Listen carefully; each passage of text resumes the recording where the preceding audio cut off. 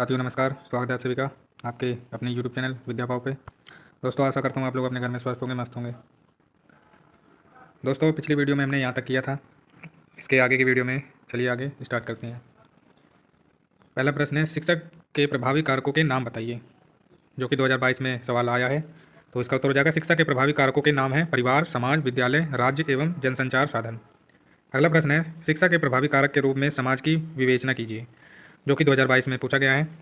और इसी तरह से एक और सवाल पूछा गया है, समाज से आप क्या समझते हैं, शिक्षा एवं समाज के माध्यम मध्य पारस्परिक संबंधों को बताइए, जो कि 2023 और 21 में 2 बार आया है। ठीक है, तो इसका उत्तर देख लेते हैं। शिक्षा की व्यवस्था समाज की आवश्यकताओं, आकांक्षाओं एवं आदर्शों को आधार मानकर ही मानकर की जानी चाहिए।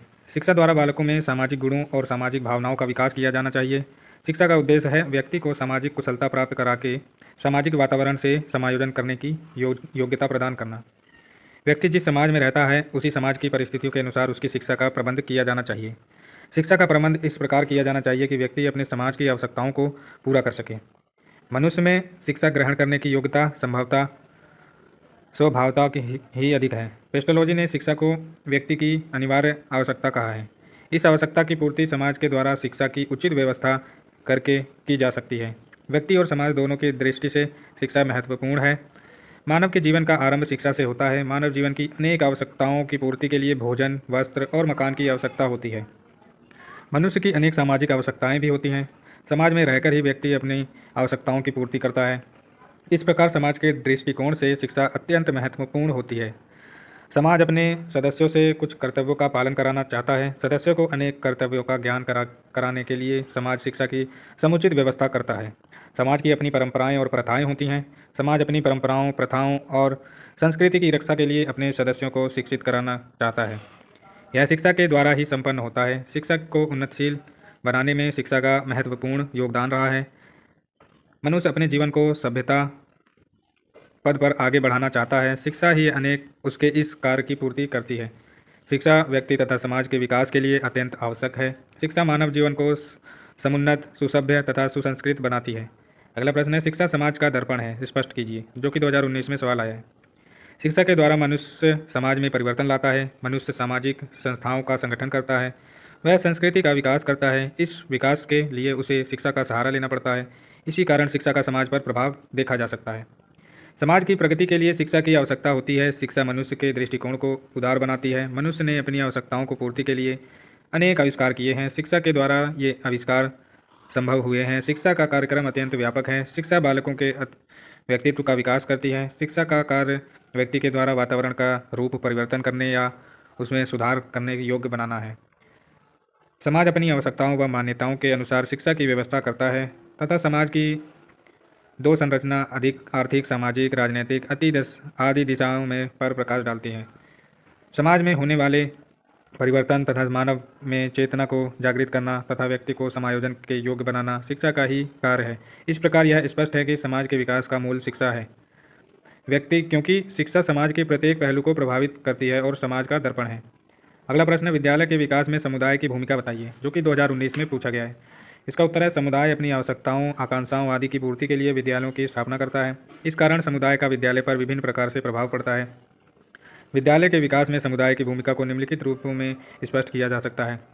पहला है, समुदाय की अच्छाइयों व बुराइयों का प्रभाव। तो प्रत्येक समुदाय में गुण एवं अवगुण पाए जाते हैं। भारतीय समुदाय विभिन्न सामाजिक बुराइयों से ग्रस्त है। इनका प्रत्यक्ष या अप्रत्यक्ष रूप से विद्यालयों पर प्रभाव पड़ता है। अगला पॉइंट है, समुदाय के आदर्शों, मान्यताओं व आवश्यकताओं का प्रभाव। तो प्रत्येक समुदाय के अपने आदर्श, मान्यताएं तथा आवश्यकताएं होती हैं। वह उनकी पूर्ति एवं स्वयं को जीवित रखने के लिए विद्यालय की स्थापना करता है। विश्वविद्यालय शिक्षा आयोग ने इस तथ्य को निम्नलिखित शब्दों में व्यक्त किया है, विश्वविद्यालयों को छात्र को राजनीति, प्रशासन, व्यवसायों, उद्योग और वाणिज्य में नेतृत्व करने के लिए शिक्षा देनी चाहिए। उक्त उद्देश्य को प्राप्त करने के लिए पाठ्यक्रम में उससे संबंधित विषयों, क्रियाओं, व्यवसायों आदि को स्थान दिया गया है। इसी प्रकार हम कह सकते हैं कि समुदाय के आदर्शों, मान्यताओं, आवश्यकताओं आदि का विद्यालय पर अधिक प्रभाव पड़ता है। वस्तुतः उनके आधार पर ही शिक्षा की रूपरेखा निर्धारित की जाती है। अगला पॉइंट है, समुदाय की राजनीतिक परिस्थितियों का प्रभाव। तो समुदाय की राजनीतिक परिस्थितियों का विद्यालय पर गहरा प्रभाव पड़ता है। किसी समुदाय में शिक्षा की व्यवस्था कैसी होनी चाहिए, इसका उत्तर उस समुदाय की राजनीतिक व्यवस्था के स्वरूप पर निर्भर करता है। उदाहरण स्वरूप भारतीय समुदाय ने लोकतांत्रिक प्रणाली को अपनाया है। इस कार्य को पूर्ण करने के लिए विद्यालय का लोकतांत्रिक सिद्धांत के अनुसार संगठन एवं संचालन किया जाता है। अगला प्रश्न, विद्यालय को शिक्षा का प्रभावशाली साधन किस प्रकार बनाया जा सकता है, जो कि 2022 में पूछा गया है। तो इसका उत्तर है, विद्यालय को शिक्षा का प्रभावशाली साधन बनाने के लिए निम्नलिखित सुझाव दिए जा सकते हैं, जो कि पहला है घर या परिवार से सहयोग। शिक्षा का प्रभावशाली साधन बनने के लिए स्कूल को घर से सहयोग प्राप्त करना चाहिए। यह सहयोग जितना अधिक होगा उतना अधिक सफलता से स्कूल अपना कर्तव्य निभा सकेगा। माता पिता को अपने बच्चों की आदतों, रुचियों, गुणों और अवगुणों को शिक्षकों को बताकर सहयोग देना चाहिए। इन बातों को जानकर शिक्षक अच्छी प्रकार से छात्रों का पथ प्रदर्शन कर सकते हैं। दूसरी ओर माता पिता भी अपने बच्चों के बारे में शिक्षकों से के विचार से लाभ उठा सकते हैं। अगला, सामाजिक जीवन से संपर्क। विद्यालय समाज का छोटा रूप होना चाहिए। विद्यालय का सामाजिक जीवन से घनिष्ठ संबंध होना चाहिए। इसके लिए निम्नलिखित साधन अपनाए जा सकते हैं, जो कि प्रौढ़ शिक्षा का केंद्र, समाज सेवा संघों का निर्माण, सामाजिक सर्वेक्षण क्लबों का संगठन, समाज सेवा में भाग लेना, सामाजिक विषयों का शिक्षण, समाज के सदस्यों को निमंत्रण। ठीक है, तो अगला प्रश्न देख लेते हैं, विद्यालय समाज का लघु रूप है, स्पष्ट कीजिए, जो कि 2016 में आया हुआ प्रश्न है। तो इसका उत्तर है, विद्यालय को समाज का लघु रूप मानने में प्रगतिशील विचारकों का महत्वपूर्ण स्थान है। जॉन डेवी ने विद्यालय को एक सामाजिक संस्था के रूप में स्वीकार करते हुए यह कहा है कि जिस प्रकार शरीर को कायम रखने हेतु भोजन की आवश्यकता होती है, उसी प्रकार समाज के अस्तित्व को बनाए रखने के लिए शिक्षा की आवश्यकता होती है। इसके लिए शिक्षा के महत्वपूर्ण साधन के रूप में विद्यालय की आवश्यकता होती है। यह संस्था बालकों को उन सामाजिक क्रियाओं में प्रशिक्षित करती है जो तो वर्तमान समाज जीवन में प्रचलित है। डीवी का कथन है, विद्यालय एक सामाजिक संस्था है, शिक्षा एक सामाजिक प्रक्रिया है और उसे इस नाते विद्यालय सामान्यतः सामुदायिक जीवन का यह स्वरूप है जिसमें वे समस्त साधन केंद्रित होते हैं जो बालक को प्रजाति की पैतृक संपत्ति में अपना भाग प्राप्त करने तथा उसे अपनी शक्तियों को सामाजिक हितों के लिए उपयोग में लाने हेतु तैयार करते हैं। अगला प्रश्न है, विद्यालय एवं समाज के अंतर संबंध को स्पष्ट कीजिए। तो इसका उत्तर इस प्रकार है, विद्यालय समाज की ही एक इकाई है। दोनों के सुचारू रूप से संचालन के लिए परस्पर सहयोग नितांत आवश्यक है। व्यक्ति के विकास के लिए समाज की सभी इकाइयों में परस्पर सहयोग आवश्यक है। अतः विद्यालय एक एवं समाज में परस्पर अतः संबंध होता है। इसके परस्पर सहयोग से उत्पन्न वातावरण मानव के विकास के लिए अत्यंत आवश्यक तथा लाभप्रद होता है। संक्षेप में शिक्षा तथा समाज का संबंध अटूट है। तो यहीं तक उत्तर था। प्रश्न अगला देखते हैं, शिक्षा द्वारा सामाजिक कुरीतियों का निवारण किस प्रकार किया जा सकता है। तो इसका उत्तर है, शिक्षा के द्वारा प्रत्येक बालक को उसके कर्तव्यों तथा अधिकारों का उचित ज्ञान देते हुए उसे जनतांत्रिक जीवन के लिए तैयार किया जा सकता है।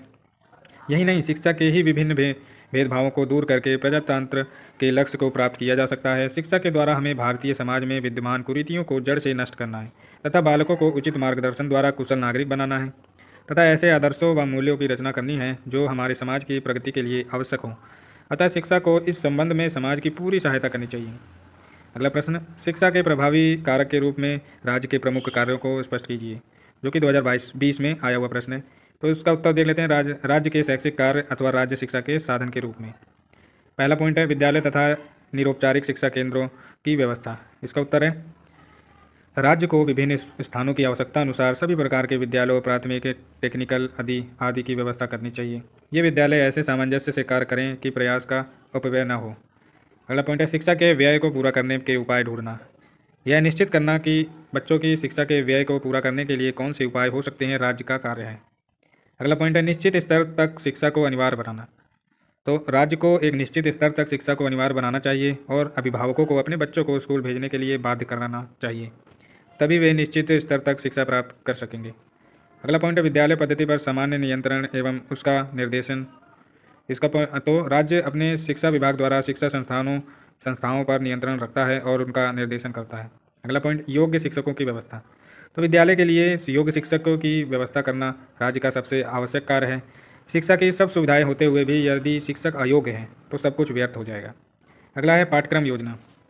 राज्य सरकारें शिक्षा विशारदों तथा अन्य विशेषज्ञों की सहायता से शिक्षा के विभिन्न स्तरों के लिए पाठ्यक्रम का निर्माण करती है। अगला है आयोगों और कमेटियों की नियुक्ति करना। तो शिक्षा के विभिन्न स्तरों की विद्यमान स्थितियों का अध्ययन करने के लिए आयोगों और कमेटियों की नियुक्ति करना राज्य का कार्य है। अगला है शैक्षिक अनुसंधान को प्रोत्साहन। अगला पॉइंट है सेमिनार और कार्यशालाएं आयोजित करना, बालकों की शिक्षा के लिए अभिभावकों को प्रेरणा देना, परिवार व विद्यालय को निकट संपर्क में लाना, नागरिकता का प्रशिक्षण और शिक्षक प्रशिक्षण की आवश्यकता। अगला प्रश्न है, बालक के शैक्षिक विकास में परिवार की मुख्य भूमिका क्या है, स्पष्ट कीजिए। तो 2021 में पूछा गया प्रश्न है। परिवार को बालक की प्रथम पाठशाला तथा माँ की उसकी प्रथम शिक्षिका कहा जाता है। नवजात शिशु अपने जीवन की यात्रा परिवार से प्रारंभ करता है तथा इसी संस्था में रहते हुए उसे विभिन्न प्रकार की शिक्षा प्राप्त होती है। जैसे जैसे बालक की आयु में वृद्धि होती जाती है, वैसे वैसे परिवार द्वारा उसमें उन सभी मानवीय गुणों का विकास होता जाता है जिनकी आवश्यकता उसे आगे चलकर एक सुयोग्य एवं सच्चरित्र नागरिक के रूप में पड़ती है। बालक को बनाने व बिगाड़ने का दायित्व अब भी परिवार का ही है। अगला प्रश्न, विद्यालय के औपचारिक कार्य बताइए। सर्वप्रथम कार्य बालकों का मानसिक विकास करना है, तत्पश्चात संस्कृति का संरक्षण और अगली पीढ़ी को हस्तांतरण, सामाजिक भावना का विकास, चरित्र निर्माण, नेतृत्व के गुणों प्रदान करना और व्यावसायिक प्रशिक्षण आदि। अगला प्रश्न है, विद्यालय के अनौपचारिक कार्य लिखिए। तो विद्यालय के अनौपचारिक कार्य की सूची निश्चित नहीं है। इसके अंतर्गत शारीरिक विकास, खेलकूद, सांस्कृतिक कार्यक्रम, समाज सेवा कार्य, रचनात्मक शक्ति का विकास आदि के सभी कार्य आते हैं जो बालक के सर्वांगीण विकास में सहायक हो सकता है। अगला प्रश्न है, जनसंचार साधनों से क्या तात्पर्य है। तो सामान्यतः जनसंचार के साधन से अभिप्राय ऐसे अभिकरण से है जिनके प्रयोग से विभिन्न प्रकार की सूचनाएं, स्पष्टीकरण, प्रश्न आदि दूर दराज के क्षेत्रों में लगभग प्रत्येक व्यक्ति तक पहुंचाने का प्रयास किया जाए। इस प्रकार के साधन या माध्यम हैं रेडियो, दूरदर्शन, समाचार पत्र, पत्रिकाएं आदि। जब इन साधनों का प्रयोग शिक्षा के लिए किया जाता है तब ये शिक्षा के साधन कहलाते हैं। अगला प्रश्न है, सामाजिक परिवर्तन का अर्थ एवं परिभाषा बताइए। तो साधारण अर्थों में सामाजिक परिवर्तन से आज से सामाजिक जीवन शैली और समाज की संरचना में होने वाले बदलाव से है, लेकिन विभिन्न समाजशास्त्रियों ने सामाजिक परिवर्तन के अर्थ को अलग अलग संदर्भों से संबंधित किया है। किंग्सले डेविस ने अपनी पुस्तक ह्यूमन सोसाइटी में लिखा है कि सामाजिक परिवर्तन से आज से मुख्यतः उन संशोधनों से है जो सामाजिक संरचना या ढांचे में हुआ करते हैं। अगला प्रश्न है, सामाजिक परिवर्तन में बाधा डालने वाले कारक कौन कौन से हैं। तो इसका उत्तर, सामाजिक परिवर्तनों में बाधा डालने वाले कारक निम्नलिखित हैं, जो कि हैं सांस्कृतिक जड़ता, नवीनता का भय, निहित स्वार्थ, पृथकता की मात्रा, ये सब। अगला प्रश्न है, शिक्षा के सार्वभौमिकरण को परिभाषित कीजिए, जो कि 2022 और 21 में पूछा गया है। शिक्षा के सार्वभौमिकरण का व्यापक अर्थ एवं संदर्भ है। इसका शाब्दिक अर्थ है शिक्षा के किसी निश्चित स्तर पर तक सभी लोगों के लिए अनिवार्य एवं निःशुल्क रूप से उपलब्धता सुनिश्चित कराना। अगला प्रश्न है, शैक्षिक अवसरों की समानता से आप क्या समझते हैं। तो संक्षेप में हम कह सकते हैं कि शैक्षिक समता का वास्तविक अर्थ है सभी विद्यार्थियों को ऐसे शैक्षिक अवसर मिलना जो कुछ समान लक्ष्यों व विशिष्ट उद्देश्यों की प्राप्ति सुनिश्चित करते हों। अर्थात शैक्षिक समता विद्यालयीय अध्ययन के लाभों का समान न्यायसंगत वितरण है। यह ध्यान रखना आवश्यक होगा कि समानता से तात्पर्य सभी के लिए एक समान शिक्षा नहीं है, बल्कि प्रत्येक बालक की शारीरिक, मानसिक, संवेगिक, नैतिक परिस्थितियों के अनुरूप शिक्षा को प्रासंगिक बनाना है। साथ ही समानता का तात्पर्य राज्य द्वारा व्यक्तियों की शिक्षा के संदर्भ में जाति, रूप, रंग, भाषा एवं प्रांतीयता, धर्म आदि के मध्य भेदभाव न करने से भी है। अगला प्रश्न है, शैक्षिक अवसरों की समानता के लिए कौन कौन बिंदु आवश्यक हैं। जो 2023 में पूछा गया प्रश्न है, तो इसका उत्तर देख लेते हैं। भारत में शैक्षिक अवसरों की समानता नहीं है। एक धनी व्यक्ति के बालक पब्लिक स्कूल में पढ़ते हैं तो एक निर्धन व्यक्ति अपने बालक को साधारण विद्यालय में भी नहीं भेज सक पाता। जिन स्थानों का प्राथमिक, माध्यमिक या कॉलेज की शिक्षा देने वाली संस्थाएं नहीं हैं, वहाँ के बालकों को वैसा अवसर नहीं मिल पाता जैसा उन बच्चों को मिलता है जिनकी बस्तियों में यह संस्थाएं होती हैं। भारत में आज भी अनेक ग्राम ऐसे हैं जहाँ विद्यालय नहीं है। वहाँ के बालकों को किसी प्रकार की शिक्षा संबंधी सुविधाएं प्राप्त नहीं है। निर्धनता भी शैक्षिक अवसरों के समानता में बाधक है। अगला है पॉइंट, शैक्षिक अवसरों की असमानताओं के मुख्य बिंदु। जैसा कि अभी स्पष्ट किया गया, भारतीय समाज में अनेक शैक्षिक विषमताएं हैं। ऐसी कुछ शैक्षिक विषमताएं इस प्रकार हैं, जैसे शिक्षा आयोग 1964 से 66 तक जिनका कार्यकाल था, ने लिखा है कि शिक्षा के अवसरों की विषमताएं अनेक तरीकों से पैदा होती हैं। जहाँ पर विद्यालय नहीं है, वहाँ के बालकों को वे शैक्षिक अवसर प्राप्त नहीं होते जो उन बालकों को प्राप्त होते हैं जहाँ ऐसे विद्यालय विद्यमान हैं। अगला है, शिक्षा आयोग ने लिखा है, कभी कभी इस बात की ओर पूरी तरह ध्यान नहीं दिया जाता है कि इस समय देश के विभिन्न भागों के शैक्षिक विकासों में भारी असंतुलन मौजूद है। एक राज्य और दूसरे राज्य के विकास में भी भारी अंतर दिखाई देता है और एक जिले तथा दूसरे जिले के विकास में भी बड़ा अंतर दिखाई देता है। अगला है, शिक्षा आयोग के अनुसार शिक्षा के अवसरों की विषमता का एक और कारण यह है कि जनसंख्या का एक बहुत बड़ा भाग निर्धन और बहुत थोड़ा भाग धनी है। एक निर्धन व्यक्ति का बालक किसी शैक्षणिक संस्था के होते हुए भी वह अवसर प्राप्त नहीं कर पाता जो एक धनी व्यक्ति के बालक को शिक्षा संस्थान के द्वार दूर होने पर भी मिल जाता है। अगला है, शिक्षा आयोग के अनुसार शैक्षिक अवसरों में असमानता विद्यालय और कॉलेजों के अपने अपने विभिन्न स्तरों के कारण उत्पन्न होती है। किसी कॉलेज या विश्वविद्यालय में प्रवेश उन अंकों के आधार पर दिया जाता है जो माध्यमिक स्तर की समाप्ति पर दी गई सार्वजनिक परीक्षा में प्राप्त हुए हों, और प्रवेश आमतौर पर इसी आधार पर होता है क्यों ग्रामीण क्षेत्रों के साधनहीन विद्यालय में पढ़े छात्र का और एक नगरीय क्षेत्र के साधन संपन्न विद्यालय में पढ़े छात्र का यह पैमाना एक समान हो सकता है। स्पष्ट है कि यह पैमाना एक समान नहीं हो सकता। अगला है, आयोग के अनुसार घरेलू वातावरण के भिन्न भिन्न होने के कारण भी भारी विषमताएं उत्पन्न होती हैं। देहात के घर या शहर की बस्तियों में रहने वाले और अनपढ़ माता पिता की संतान का शिक्षा प्राप्त करने का यह अवसर प्राप्त नहीं होता जो उच्चतर शिक्षा पाए हुए माता पिता के साथ रहने वाली उन संतान को मिलता है। अगला है, आयोग के अनुसार सभी स्तरों पर बालक और बालिकाओं की शिक्षा में भारी अंतर है। हमारे देश में बालिकाओं की शिक्षा की उतनी व्यवस्था नहीं है जितनी बालकों की शिक्षा की व्यवस्था है। आयोग के अनुसार उन्नत वर्गों और पिछड़े अनुसूचित जातियों और अनुसूचित आदिम जातियों के शैक्षिक विकास का अंतर जो पहले अंतर जितना ही बड़ा और कभी कभी उससे भी अधिक बड़ा होता है। अगला प्रश्न है, बाल श्रमिक बनने में के मुख्य कारण क्या है, जो कि 2023 में सवाल पूछा गया है। प्रमुख कारण है गरीबी, भुखमरी, अशिक्षा, उचित वातावरण का न मिलना और जागरूकता इत्यादि। अगला प्रश्न है, राष्ट्रीय शिक्षा नीति 1986 की 4 प्रमुख विशेषताएं बताइए, जो कि 2023 में पूछा गया है। तो इसका उत्तर है, राष्ट्रीय शिक्षा नीति 1986 की कुछ महत्वपूर्ण विशेषताएं इस प्रकार हैं। एक, राष्ट्रीय शिक्षा संरचना, राष्ट्रीय व्यापी पाठ्यक्रम की रचना, शैक्षिक अवसरों की समानता पर बल, दक्षता एवं प्रभावकारिता को प्रोत्साहन, व्यावसायिक शिक्षा, उच्च शिक्षा में सुधार, शैक्षिक प्रगति का मूल्यांकन। अगला है, प्रारंभिक शिक्षा की प्रमुख चुनौतियाँ क्या हैं, जो कि 2023 और 20 में पूछा गया है।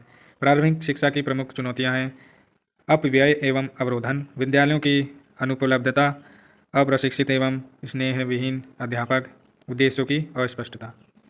अगला प्रश्न है, बाल श्रम का अर्थ बताइए।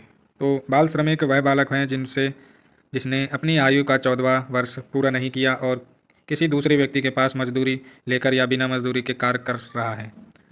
तो दोस्तों, आज की वीडियो यहीं समाप्त करते हैं। नेक्स्ट वीडियो में हम पेज नंबर 91 से इसके आगे का पार्ट करेंगे।